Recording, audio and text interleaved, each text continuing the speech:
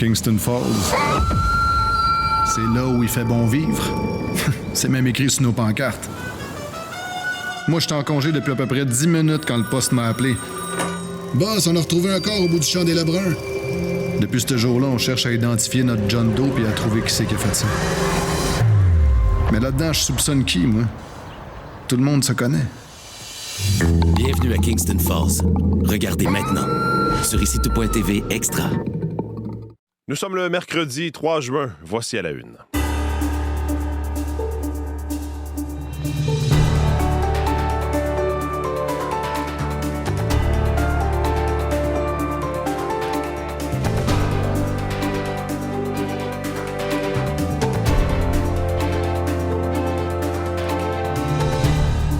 Bonjour, bon mercredi, bienvenue à l'émission. Mathieu Bellumeur au microphone. Merci d'être avec nous pour cette nouvelle édition d'À la Une. Et on va vous parler ce matin, et il risque d'en être question dans l'actualité d'aujourd'hui, des États-Unis qui veulent imposer de nouveaux tarifs douaniers à 60 pays, dont le Canada.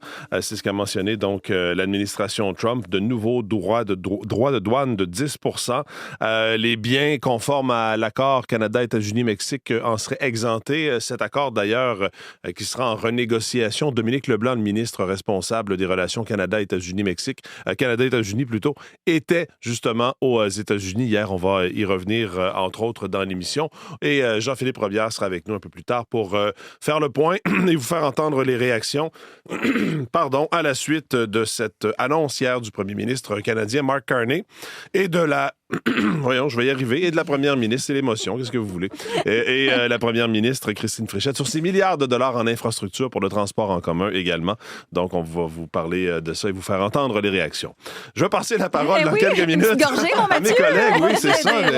Oui, c'est ça. Venez à mon aide. Julie Jasmine Boudreau, Olivier Pellerin et Véronique Méran. Bonjour à vous trois. Bonjour. Alors, on va se parler aux actualités culturelles. Une nouvelle qui est tombée, je pense que c'est hier soir, oui. Un chanteur, Peabo Bryson, qui est très connu pour sa voix dans les films de Disney. Ce nom-là vous dit peut-être pas grand-chose, mais certainement sa voix, entre autres la voix du film Aladdin avec la chanson A Whole New World et ce duo mythique avec Céline Dion sur The Beauty and the Beast. Alors, on a appris son décès durant les dernières heures. Voilà, il avait 75 ans. Plus de détails tout à l'heure. Parfait, on y revient tantôt, Julie Semaine, avec vous. Parlons de météo avec Véronique. Encore du beau temps. Encore du beau temps, du temps chaud, du temps plus chaud, vraiment typique de juillet, là, 28-30 degrés. Mais ce qu'il y a de bien, c'est qu'il n'y aura pas trop d'humidité. Alors, une chaleur quand même estivale, mais supportable, rien d'accablant dans ça. Un ciel dégagé, un soleil qui se lève de plus en plus tôt. Montréal, 5h08 ce matin, lever du soleil. On arrive ici, puis il commence à avoir les premières lueurs du soleil. C'est pas mal plus agréable que, mettons, le 3 novembre. Mais oui, disons-le. Hein? Pas le même genre de matin. Non. Mais on en profite, les journées qui durent 15 heures et plus au cours du mois de juin. Donc, voilà, 2 autres belles journées devant nous. Ça commencera à changer vendredi avec l'arrivée des nuages. Il y aura quelques précipitations dans ça, mais on a le temps d'en reparler. D'ici là, profitez du beau temps. Un vent d'ouest aujourd'hui, une vingtaine de kilomètres à l'heure. Un vent du sud-ouest demain après-midi, 20-40 kilomètres à l'heure. Donc, un petit peu plus venteux demain.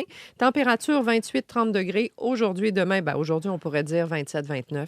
Demain, on peut dire 28-30 si on veut jouer avec les chiffres. C'est pour tout le sud, le centre du Québec. Les minimums la nuit prochaine, autour de 16 pour le Grand Montréal. Ça variera entre 9 et 15 degrés vers les Laurentides, la Naudière, secteur de Québec, la région de l'Outaouais. Du côté de l'Abitibi, on touchera la barre du 30 degrés aujourd'hui aussi. 28-30 aujourd'hui et demain. Pas mal de soleil. Le Saguenay, le Lac-Saint-Jean également, autour de 28-29 degrés. Soleil dominant, ça donne des minimums autour de 10 la nuit. Vers le Bas-Saint-Laurent, 23, 20 pour la Gaspésie, 17 pour la Côte-Nord, mais c'est du beau temps pour l'ensemble des secteurs, peut-être un peu plus variable sur la Côte-Nord. En territoire ontarien, ça se poursuit aussi. Tendance généralement ensoleillée partout, un peu plus variable sur la portion nord, mais le mercure oscille entre 27 et 29 degrés sur l'ensemble du territoire. Dans l'ouest, du côté de Vancouver, il y a un peu plus de nuages. On est plus près de 21 degrés. Ça se poursuit, les précipitations, mais de moins en moins là, dans les prairies. Edmonton, Calgary, encore un peu de bruine ce matin, mais il y aura une tendance au dégagement par la suite. 18 à 21, c'est ce qu'on a pour ce qui est des températures aujourd'hui. Donc, une tendance un petit peu plus saisonnière, plus fraîche. Ça reste variable sur le sud de la Saskatchewan avec probabilité d'averse, risque d'orage, une vingtaine de degrés. Et du côté du Manitoba, aujourd'hui, encore nuageux. Il y a des possibilités d'averse, il y a des risques d'orage en après-midi. Et vous avez certainement vu passer ça du côté du sud du Manitoba. On a au moins 3 tornades de confirmées qui ont eu lieu hier après-midi. Ça a été confirmé par Environnement Canada. Donc, au sud-ouest de la province, il y en a une 4e qui resterait à confirmer près du secteur de Dauphin. Okay. Donc, des tornades qui ont eu lieu dans cet épisode de temps violent hier après-midi. On surveille encore quelques orages possibles aujourd'hui. Et au Québec, vous savez qu'on a eu notre première tornade confirmée aussi. Oui. Secteur... Saguenay-Lac-Saint-Jean, dans ce coin-là. Exactement, Saint-Jean-d'Idyme, le 25 mai dernier, en raison de ces orages-là. C'est notre première au Québec également. Merci beaucoup, Véronique. Bonne journée. Alors, au sport, Olivier, c'est parti pour cette finale de la Coupe Stanley. Et ce sont les Golden Knights de Las Vegas qui ont gagné la première partie. Et donc, oui, effectivement, les Golden Knights de Vegas qui sont allés chercher cette victoire de 5-4 et les Hurricanes de la Caroline qui n'ont fait qu'une bouchée du Canadien de Montréal ont été freinés. Finalement. Oui, lors de ce premier match qui n'aura peut-être pas mis en valeur les gardiens de but. Une victoire de 5-4 ouais, c'est ça. Des Golden Knights de Vegas.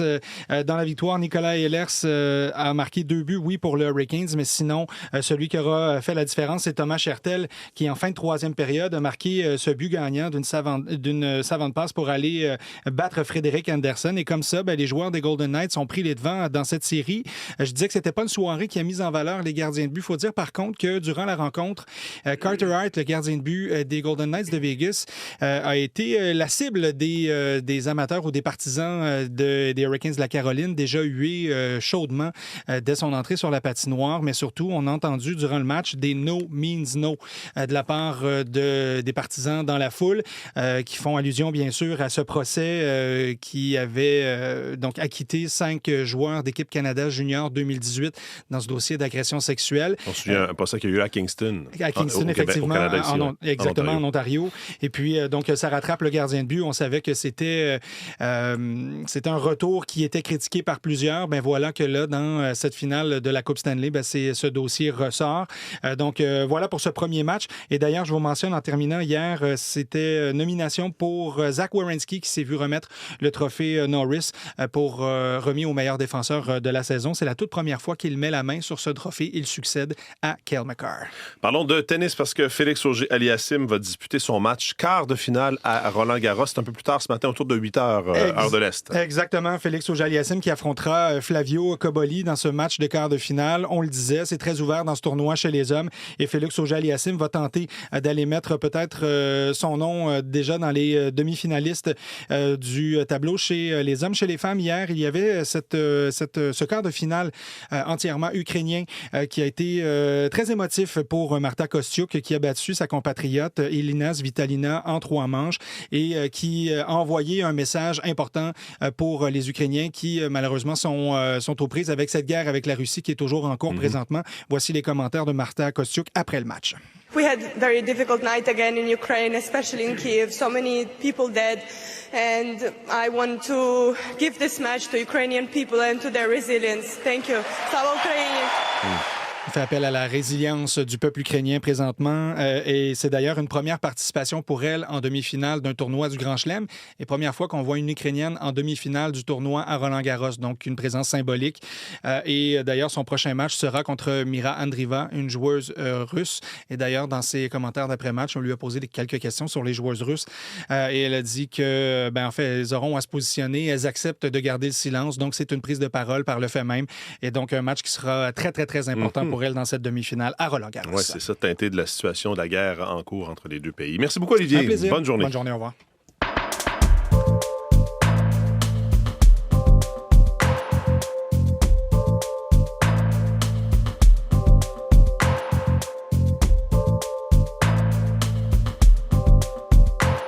À la une ce matin, je vais commencer par le site de Radio-Canada. C'est une nouvelle qui est tombée au cours des dernières heures. Les États-Unis qui ont proposé, donc, tard mardi, d'imposer des droits de douane additionnels à 60 pays, dont le Canada, le Mexique, la Chine, l'Union européenne, le Japon et l'Inde. Selon Washington, ces pays combattent insuffisamment l'importation de biens issus du travail forcé. C'est une proposition qu'on dit non définitive, mais qui est la conclusion d'une enquête ouverte en mars par l'administration Trump en invoquant une loi loi sur le commerce qui date de 1974 pour trouver une voie légale de rétablir ces surtaxes douanières, vous savez, qui ont été annulées donc au mois de février par la Cour suprême. Donc, Jamieson Greer, le représentant américain au commerce, qui propose également d'imposer des droits de douane de 12,5 % à environ 45 pays. Voilà, on va suivre ça parce qu'il y aura probablement des développements dans les prochaines heures, mais vous pouvez lire l'article là-dessus sur le site de Radio-Canada ce matin. Dans une du Journal de Montréal et du Journal de Québec, Noël en juin, et on a une photo de Mark Carney, et avec l'aide de l'infographie, on lui a ajouté une tuque de Père Noël. On dit Carney distribue 10 milliards de cadeaux avec notre argent. Évidemment, on revient sur cette annonce d'hier. Jean-Philippe va revenir justement sur les réactions et les détails dans les prochaines minutes. Sinon, ce qui retient l'attention, c'est le décès d'une fillette de 3 ans à Montréal. Elle est morte à la suite de l'envolement du jeu gonflable dans lequel elle prenait place dimanche à Montréal. Et ce que l'on comprend à la suite de questions posées par le Journal de Montréal, c'est le Far West pour les jeux gonflables. Des entrepreneurs du secteur réclament des normes plus strictes. À peu près tout le monde et n'importe qui peut acheter de ces jeux, louer ça sur toutes sortes de plateformes sans que ce soit encadré. La Régie du bâtiment du Québec, lit-on dans le journal, peut intervenir seulement auprès de grandes structures commerciales. On pense par exemple à celle utilisée par le Cirque du Soleil. Mais pour ce qui est de ces jeux gonflables qu'on peut louer pour mettre dans sa cour arrière ou encore qui sont utilisés dans des parcs lors de fêtes familiales, c'est pas très encadré et malheureusement une histoire tragique effectivement avec le décès de cette fillette de 3 ans. Le décès a été confirmé hier par le bureau du coroner. Voilà pour le Journal de Montréal et le Journal de Québec. Le Devoir revient aussi sur ces milliards pour bâtir en grand le Québec. Donc, annonce de Mark Carney et de Christine Fréchette. Sinon, le Devoir nous propose un texte sur un héritage dispersé aux 4 vents, que ce soit des tableaux, des reliques ou des livres. La congrégation de Notre-Dame fait l'inventaire de sa maison mère à Montréal, qui est à vendre après 4 siècles d'histoire. Et il y a toutes sortes d'objets, certains importants, d'autres peut-être moins, mais qui seront comme ça éparpillés un peu partout parce qu'on doit se départir de ce vaste héritage, étant donné donc la vente de l'immeuble. Jean-François Nadeau, dans Le Devoir, nous raconte cette histoire-là. En une de la presse, on vient sur les patients qui sont inscrits auprès de groupes de médecine familiale, les GMF. Inscrits ici, vus là-bas, c'est le titre de l'article de Marie-Ève Cousineau. Près de la moitié des patients inscrits, 45% des patients inscrits auprès d'un GMF n'ont jamais réussi à y avoir un rendez-vous. Et on donne l'exemple d'une dame de 71 ans qui vit dans la région des Laurentides et elle est prise en charge par un GMF, mais jamais, lorsqu'elle a pris rendez-vous, elle n'a pu se rendre à ce GMF-là. On l'a envoyée vers d'autres groupes de médecine familiale, ce qui n'est pas idéal, dit-elle, pour le suivi, entre autres. Donc, qu'on soit tout près ou pas de ce GMF, qu'on soit lié à ce GMF ou pas, dans 45% des cas, selon les chiffres compilés par la presse, le patient n'est pas envoyé dans le GMF en question auquel il est relié et il sera envoyé vers un autre groupe de médecine familiale. Vous pouvez lire les détails et les réactions dans la presse. Et puis, je termine par le Globe and Mail qui revient sur la visite du ministre Dominique Leblanc, le ministre responsable des relations Canada-États-Unis. Il a rencontré donc les représentants américains hier. Il y a eu cette lettre également qui a été envoyée demandant à ce que l'accord Canada-États-Unis-Mexique soit renouvelé pour une période supplémentaire de 16 ans. M. Leblanc a parlé d'une bonne rencontre, a refusé de dire quelle proposition lui et la négociatrice en chef du Canada avaient présenté à son vis-à-vis américain, Jamieson Greer. Tout ça alors que Donald Trump a écrit hier sur son réseau social, Truth Social, est revenu avec cette histoire du 51e État lorsqu'il a mis sur son réseau social un article. Il a cité un article de Bloomberg faisant état d'une récession technique au Canada et est revenu à la charge en disant que le Canada devrait devenir le 51e État. C'est dans le Globe and Mail de ce matin.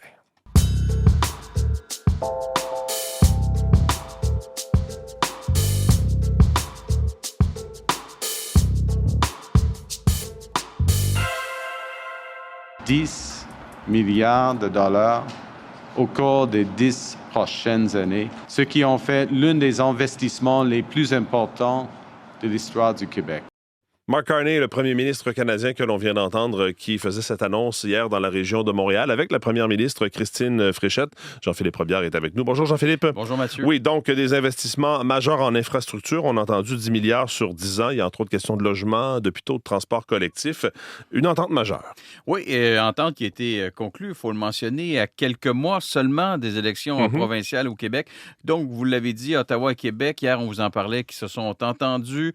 Donc, une somme Québec qui va recevoir 10 milliards de dollars au cours des 10 prochaines années. Et de cette somme, Mathieu, il y a 6 milliards de dollars là, qui est prévu pour le transport en commun, le transport collectif, là, développer de nouveaux projets au Québec. On pense par exemple au tramway à Québec ou encore au prolongement de la ligne bleue à Montréal. Et ça, c'est de l'argent, Mathieu, qui provient d'un fonds qui avait été créé par le premier ministre Justin Trudeau. C'était en 2004. Le Québec est la dernière province au pays à s'entendre avec le gouvernement fédéral à ce sujet-là.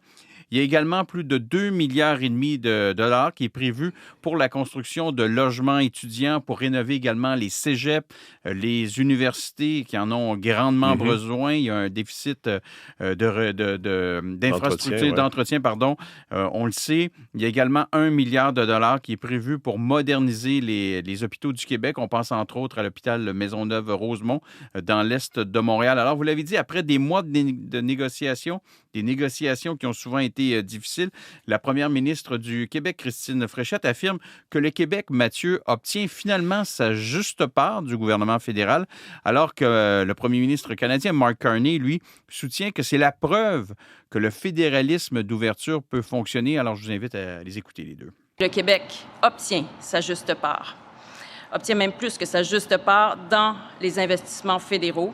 Cette annonce-là s'inscrit directement dans l'approche de mon gouvernement, celle d'un partenariat entre le gouvernement du Québec et le gouvernement du Canada, dans le respect de nos champs de compétences. Nous travaillons ensemble avec un esprit de fédéralisme coopératif pour rendre ce pays plus fort, plus juste, plus prospère. Le Québec est au cœur de cette mission. Et ce sont des annonces, vous allez comprendre, qui ont été saluées tant par le maire de Montréal que par le maire de Québec, mais également par l'Union des municipalités. Les partis d'opposition à Québec parlent d'annonces électoralistes. Oui, selon eux, c'est clair que ce sont des annonces à saveur électoraliste, alors qu'on est, comme je vous disais tantôt, à quelques mois seulement des élections. Pour le chef du Parti québécois, Paul Saint-Pierre Plamondon, c'est une tactique électoraliste du gouvernement fédéral. On l'écoute, suivi du chef libéral Charles Milliard. On voit aussi que la machine fédérale semble très intéressée à jouer un rôle, ou en tout cas s'intéresse à la prochaine élection québécoise. Je ne vois pas cette entente-là comme une conspiration en vue de la prochaine campagne électorale, comme le pense le chef du Parti québécois. Je ne vais pas non plus féliciter Mme Fréchette d'être la dirigeante de la dernière province à signer une entente. Autre réaction, celle de Ruba Gazal de Québec solidaire et du chef du Parti conservateur du Québec, Éric Duhem. On s'en va en campagne électorale et ça va bien là, avec le fédéral, puis on a l'argent. Pourquoi le projet de tramway à Québec avance à la vitesse grand V, alors que le projet que les gens veulent, pas le projet que les gens sont contre, le projet que les gens veulent, le troisième lien, lui avance à pas de tortue. Voilà pour les réactions. Merci Jean-Philippe. Merci, au revoir. Bonne journée.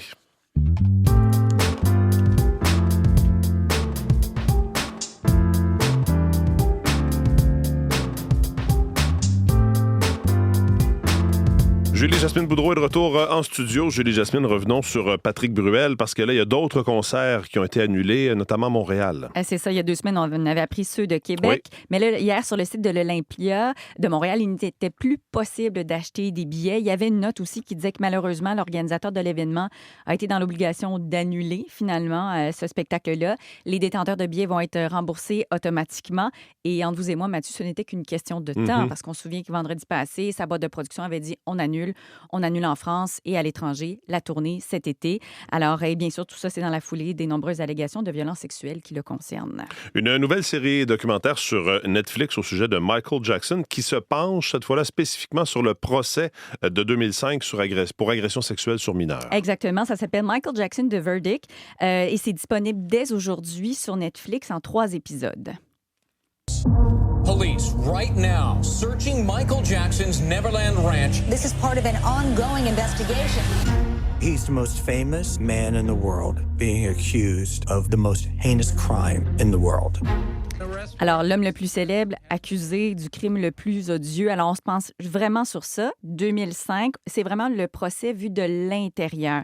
Et d'ailleurs, un des procès les plus suivis de la planète. Là, même, on avait parlé à l'époque de quasiment cirque médiatique. Alors, d'ailleurs, je vous rappelle que Michael Jackson avait été reconnu non coupable d'abus sexuels sur un jeune de 13 ans. Alors là, on va nous montrer vraiment les stratégies de la couronne et de la défense et refaire le fil. À l'époque, les caméras n'étaient pas... étaient interdites finalement dans la salle d'audience. Et pour raconter cette histoire-là, la production s'est vraiment basée sur des entrevues clés avec des personnes qui ont assisté, des journalistes, entre autres, pour le raconter vraiment. Et l'idée, c'est de comprendre comment s'est construit ce verdict-là d'acquittement. Alors, et Netflix a annoncé ce documentaire-là il y a 2 semaines et déjà, seulement avec l'annonce, avant même que ce soit disponible, il y a bien sûr une frange de fervents défenseurs, d'admirateurs qui sont montés aux barricades. Ils sont retrouvés sur les réseaux sociaux pour dire, critiquer Netflix, puis que vu qu'il y avait eu ce procès qui avait été reconnu innocent, bien sûr, il y a même ce mot-clic « cancel Netflix » qui est apparu. Ah oui. Alors, et tout ça dans la foulée du biopic Michael, qui est extrêmement populaire. Alors, puis on sait que Michael 2, donc un biopic, la suite va être disponible probablement 2028-2029, selon le magazine Forbes. Et là, on va se concentrer davantage sur les parts d'ombre, parce que c'est ce qu'on critiquait beaucoup dans le film actuellement. Film. Oui, c'est ça. Alors voilà, le documentaire, ça sort aujourd'hui sur Netflix et bien sûr, des réactions sont à prévoir. Peabo Bryson, on en parlait au tout début de l'émission, est décédé à l'âge de 75 ans. Peut-être que le nom ne vous dit rien, mais sa voix, ses chansons vont certainement vous dire quelque chose. Il a été de plusieurs pièces importantes accompagnant les films de Disney. Notamment celle-ci. Just a little change, small to say the least, but a little scared, neither one prepared, beauty and the beast. C'était avec une certaine Madame Dion. De Charlemagne, je pense. Exactement. Et ça lui avait valu un Grammy, tout comme sa chanson du film Aladdin. Alors, donc, à 75 ans, on a appris son décès. Il avait, en fait, quelques jours après avoir subi un AVC. Donc, c'est sa famille qui en a fait l'annonce. Il avait 75 ans. Peabo Bryson. Alors, bien sûr, cette voix qui donne de grands et de beaux frissons. Merci beaucoup, Julie Jasmine. Je vous en prie. Journée.